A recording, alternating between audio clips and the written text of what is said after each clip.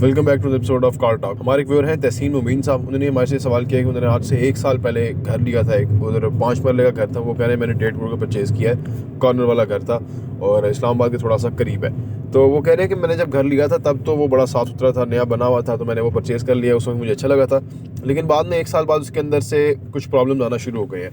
जैसे एक दीवार में उनकी दरार आ गई है, उसके जो नीचे है उनका वो थोड़ी जगह बैठ गई है जहाँ पे वो है उनका टीवी लाउंज है। तो वो कह रहे हैं कि इस वक्त अब मैं क्या करूँ, क्योंकि अब अगर मैं उसको सेल पे लगाता हूँ तो वो बहुत कम सेल हो रहा है, वो 1.20 के आसपास सेल हो रहा है। तो इस वक्त मुझे क्या करना चाहिए, आइए बात करते हैं।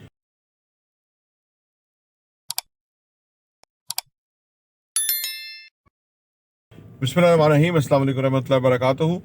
देखिए जी, ये जो घरों का मामला है ना, ये इस हवाले से बड़ा सेंसिटिव है कि घर आप अगर ख़रीदें तो अच्छी तरह चेक करना ज़रूरी है।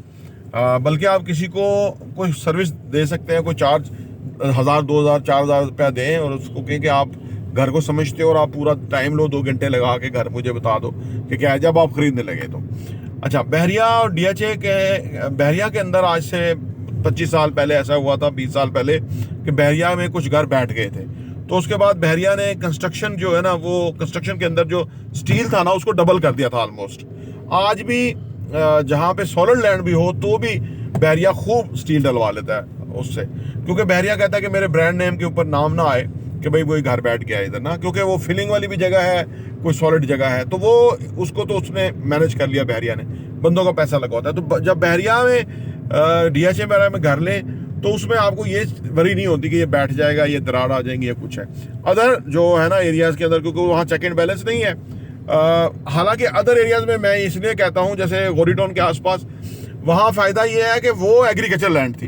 अब एग्रीकल्चर लैंड का ये होता है कि वहाँ साला साल जो है ना वो हुई हुई है, यानी वहाँ ज़रायत होती रही है, काश्तकारी होती रही है। तो जहाँ काश्तकारी होती है ना, वो जगह लोया हो जाती है, यानी उसको साला साल पानी लगता है, फिर जो है ना वो किसान उसको ज़मीन को हमवार करता है, फिर पानी लगाता है, फिर फसल उगती है, तो उसमें फिलिंग तो सवाल ही पैदा नहीं होता, ठीक है ना। तो ये एरियाज इस वजह से बड़े सही है, यहाँ घर बैठते नहीं हैं, क्योंकि यहाँ मैंने खुद घर बनाए हैं, वहाँ मैंने देखा है कि जगह बहुत मजबूत है, बेहतरीन है मकान बनाने के लिए। लेकिन बहरिया DHA वगैरह क्योंकि शहर से बाहर है और एग्रीकल्चर लैंड नहीं था, ये वैसे ही लैंड थी रहा, तो उसके अंदर फिर उन्होंने इसको जब कटिंग की, कुछ पहाड़ थे, कुछ ये था, तो वो फिलिंग आ गई थी। अच्छा, अब आपके केस के अंदर कि आपका घर आप थोड़ा बैठ भी रहा है और ये, आपको डरने की ज़रूरत नहीं है ना ही आपको। देखिए, मैं आपको बताऊं, घर के मुकाबले में आज अपार्टमेंट का कल्चर इसलिए बहुत कामयाब हो रहा है कि घरों के ये मसाइल बहुत आ जाते हैं, मेंटेनेंस बहुत हाई है, यानी बैठ भी जाता है, कभी कभी ये दरारें आ जाएंगी, या अगर किराए पे लगाएंगे तो वो छोड़ के जाएंगे, या आप खुद ही रहेंगे, साल बाद उसकी हर चीज़ पेंट उतरा होगा, उसकी बाहर अंदर से जो है ना वो पेंट रिक्वायर्ड है, अदर मेंटेनेंस रिक्वायर्ड है, तो घर की मेंटेनेंस ज़्यादा है। इसलिए घर हैं भी महंगे और अब लोग अपार्टमेंट की तरफ आ रहे हैं कि उसमें मेंटेनेंस बहुत लो है, क्योंकि वो एक स्टील स्ट्रक्चर के ऊपर बिल्डिंग खड़ी हुई है, उसमें सवाल ही पैदा नहीं होता किसी तरफ से कोई बैठे या कुछ हो, तो वो बेहतरीन है। अच्छा, आप अब ऐसा कीजिए कि इसकी रेनोवेशन कीजिए बेचने से पहले।